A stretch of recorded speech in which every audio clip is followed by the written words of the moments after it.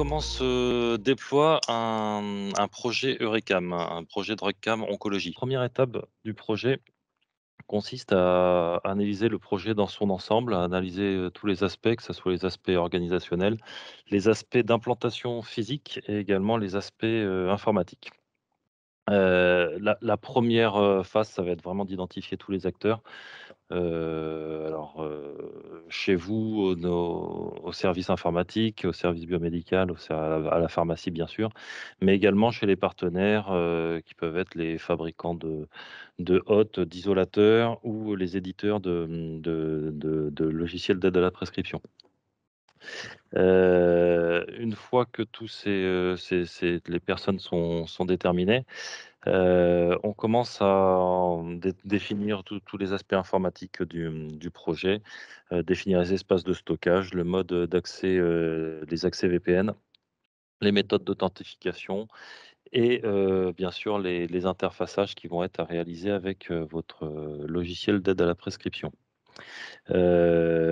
On définit également, des plans types, d'ergonomie, un plan de masse, dans la pièce, dans votre, ZAC. On va définir le type d'isolateur sur lesquels il va falloir qu'on étudie l'implantation, qu'on évalue, les besoins en termes de travaux, s'il y a besoin d'installer des prises, réseau supplémentaires ou des prises 220 volts.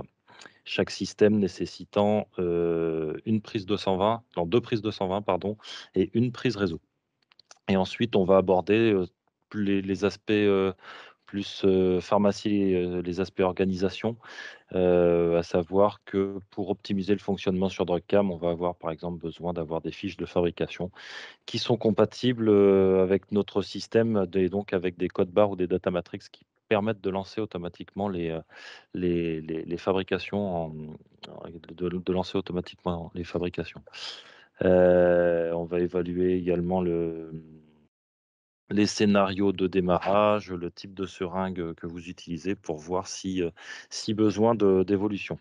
On va également dans cette première phase envisager, des plannings, envisager des dates de départ en production, des dates d'interfaçage et toute cette analyse, est remise dans un dossier, qui fait d'ailleurs lieu à la première, qui donne, lieu à la première facturation et qui est en général un dossier de 20 à 25 pages sous la forme d'un dossier PDF.